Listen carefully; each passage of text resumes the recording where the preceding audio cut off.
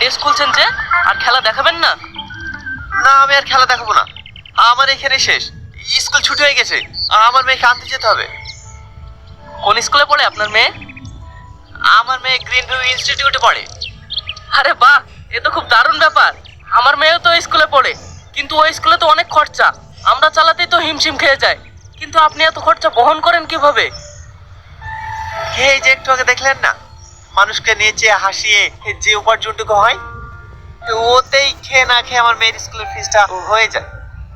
অত কষ্ট করে আপনার মেয়েকে ভালো স্কুলে ভর্তি করার কি দরকার ছিল? একটা সরকারি স্কুলে পড়ালেও তো পারতেন।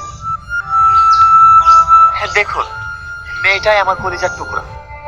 ও ছাড়া আমার জীবনে আর কেউ নেই। তাই আমার জীবনের একটাই স্বপ্ন, আমার মেয়েকে উচ্চ শিক্ষায় শিক্ষিত করে মানুষের মতো মানুষ করে তুলবো।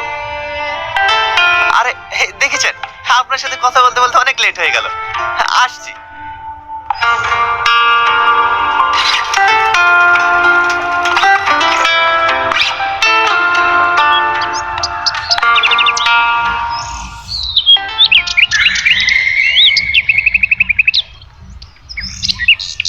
এই তো মা, এই তো মা, হ্যাঁ আমি চলে এসেছি। এই চলো চলো চলো চলো।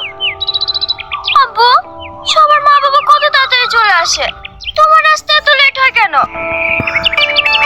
আরে শোনো মা, আমার এই কান ধরছি, আর লেট হবে না। এই চলো চলো। তুমি প্রতিদিন শুধু একই কথাই বলো। কি করবো বলো মধু, এই কাজে থাকি তো লেট হয়ে যায়। এবার থেকে আমি চেষ্টা করবো খুব তাড়াতাড়ি আসার। এই চলো।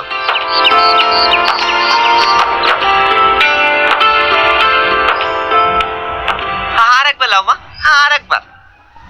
না, আমি খাবো না। এইভাবে না খাওয়াতে গেলে তুমি অসুস্থ হয়ে পড়বা যে মা। এই একবার লাও মা। আমার যদি পেট ভরে যায় আমি কি করে খাবো বলো?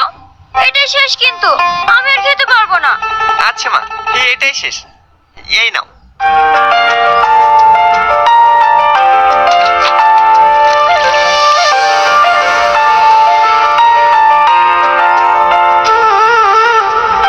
আব্বু, তোমাকে একটা কথা জিজ্ঞেস করবো? না মা, যত কথা সব সকালে বলবা, অনেক রাত হয়ে গেছে। এখন চুপটি করে শুয়ে পড়া তো। না আব্বা, আজ তোমাকে বলতে হবে, নাহলে কিন্তু আমি ঘুমাবো না। বলো না আব্বা, আমার মা কোথায়?